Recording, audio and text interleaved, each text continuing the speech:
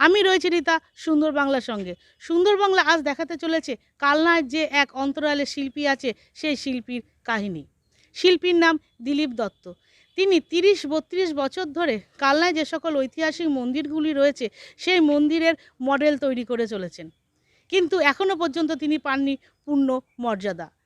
তিনি কোনো শিল্পীর মর্যাদা এখনও পর্যন্ত পাননি।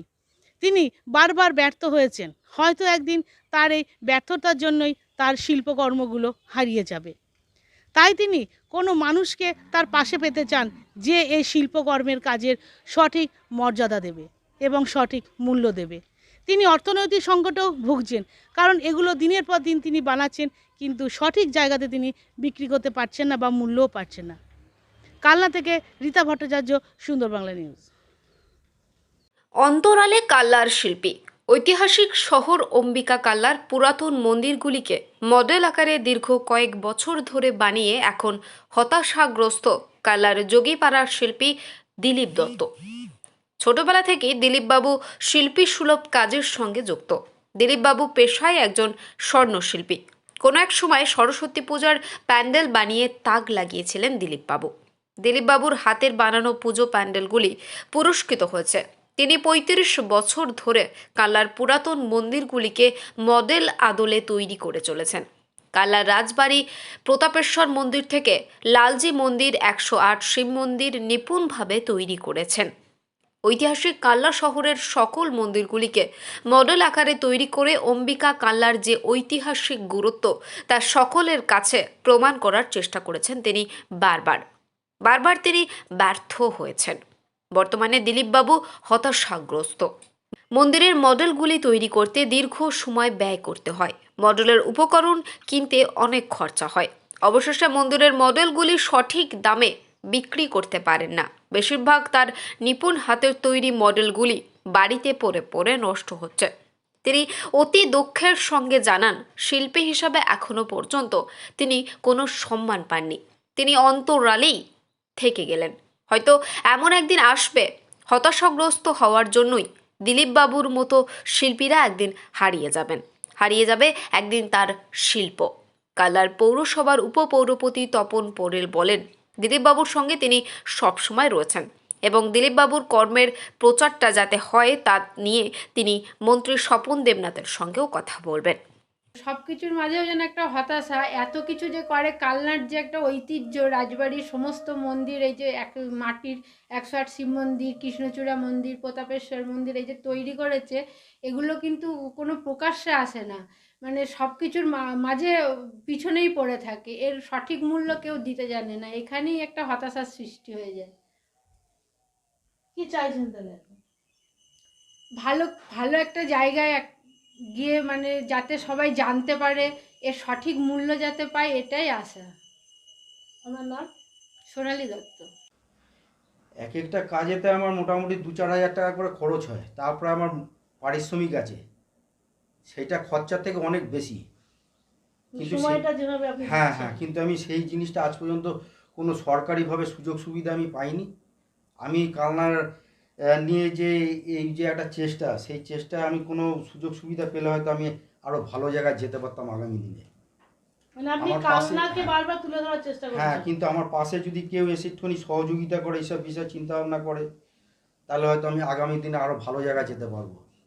শিল্পী হিসাবে কোনো সম্মান পেয়েছেন? না শিল্পী হিসাবে কোনো সম্মান পাইনি আমি। আপনি কি সরস্বতী পুজোর প্যান্ডেল এসবও বা করেছেন? অনেক কোথায় করেছি করেছেন? আমি কালনাতেও করেছি, কালনার বাইরেও করেছি। এখনো ডাক পান? ডাক পাই, কিন্তু অর্থনৈতিকভাবে আমি সংকটের মধ্যে, তার জন্য আমি সব জায়গায় আমি যাই না, কারণ বাইরে গেলে বেশিরভাগ জায়গাতেই পয়সা পাওয়া যায় না, সঠিক পয়সা দেয় না। সঠিক পয়সা পাই না। আচ্ছা, এই যে ১০০ শিব মন্দির, রাজবাড়ি বা যেগুলো যে বানিয়েছেন, কত সময় লেগেছে এখানে বানাতে? এই ১০৮ শিব মন্দির বানাতে আমার টোটাল ধরুন এক একটা কাজেতে ২ সপ্তাহ। তো এটা যে বানাচ্ছেন, এবার বানানোর পর এটা কি বিক্রি হচ্ছে? না বিক্রি সেরকম সুযোগ সুবিধা পাইনি। বিক্রি করলে হয়তো আমি একটুখানি ভালো জায়গায় আমি যেতে পারতাম। অর্থনৈতিকভাবে আমি পিছিয়ে আছি, ওই জন্যই। যদি কেউ কিনতে আসে আপনি নিশ্চয়ই কিনতে আসলে হ্যাঁ, অবশ্যই আমি সেটা, হ্যাঁ সেটা আমি বিক্রি করব। আপনাকে দেখলাম এখনো আবার একটা আপনি 180 মন্দির বানাচ্ছেন, এটা কি অর্ডার? হ্যাঁ, এটা আমাকে একজন অর্ডার দিয়েছে কলকাতা থেকে, যদি কোনো ভালো জায়গায় কোনো কিছু সুযোগ সুবিধা পাই আমি এটার মাধ্যমে। সেই আশাতেই বানাচ্ছেন। সেও আমাকে এরকমই একটা প্রতিশ্রুতি দিয়েছে। এই যে আপনি এত বছর ধরে শিল্পী হয়ে কালনাতে আপনি অন্তরালেই থেকে গেলেন, কি বলবেন? হ্যাঁ অবশ্যই, আমি তো যেইভাবে কালনার মন্দির নিয়ে আমি যেইভাবে মানুষের কাছে আহ, এগিয়ে যাওয়ার চেষ্টা করছিলাম, সেই জায়গায় তো আমি যেতে পারলাম না, সেরকম সুযোগ সুবিধা আমি পাইনি বলে আজ আমি এই অন্তরালেই থেকে গেলাম। বানাতে ইচ্ছা করে এখন আরো নতুন কিছু? ইচ্ছা করে, কিন্তু এগুলো তো সঠিক জায়গায় আমি পৌঁছতে পারছি না, আমার শিল্পকলাটা আমি সঠিক জায়গায় নিয়ে যেতে পারছি না। আমার নাম? আমার নাম দিলীপ দত্ত। আমি আপনাদের কাছ থেকে খবরটা পেলাম, এই প্রথম শুনলাম দিলীপ দত্তর নাম। একদিকে হচ্ছে বিষয়টা অত্যন্ত আনন্দের বিষয়, মন্দির শহর কালনা, এই কালনাতে যে মন্দিরগুলো রয়েছে সেই মন্দিরগুলোকে নিয়ে উনি মডেল তৈরি করছেন। আপনাদের মাধ্যমে এই খবরটা পেলাম, ওনার নিরাশ হওয়ার বা অনুৎসাহিত হওয়ার কোনো কারণ নেই। আমি ব্যক্তিগতভাবে ওনার পাশে সর্বতভাবে আছি, এবং ওনার এই যে হতাশ হচ্ছে কী কারণে সেটাও আমি ওনার সঙ্গে সরাসরি সাক্ষাৎ করে আমি ওনার সঙ্গে আমি এই বিষয়টা শুনবো এবং ওনার সঙ্গে আমি ব্যক্তিগতভাবেও কথা বলবো। আপনার মাধ্যমে একটি বার্তা আমি দিতে চাই যে যারা শিল্প মানুষ এই বিষয়টাকে নিয়ে তারা পড়ুক, যদি কোনো অসুবিধা হয় তারা নির্দ্বিধায় যেন আমাদের সঙ্গে যোগাযোগ করেন এবং তাদের যে সমস্যার কথা সেটা যেন অতি অবশ্যই আমাদেরকে কাছে যেন ব্যক্ত করেন তাদের সমস্যার কথাটা। আমি নিজে ব্যক্তিগতভাবে তাদের সঙ্গে সর্বতভাবে আছি এবং এই বিষয়টা আমি আমাদের মন্ত্রী মহাশয়ের সঙ্গে এবং এই বিষয়টা আমি একবার ওনার সঙ্গে আলোচনা করব। ওনার এই যে কর্ম তার প্রচারটা বা বিস্তারটা যাতে ঘটে সেই বিষয়টা আমি মাননীয় মন্ত্রী শ্রী স্বপন দেবনাথ মহাশয়ের সঙ্গে আমি ব্যক্তিগতভাবেই কথা বলতে চাই।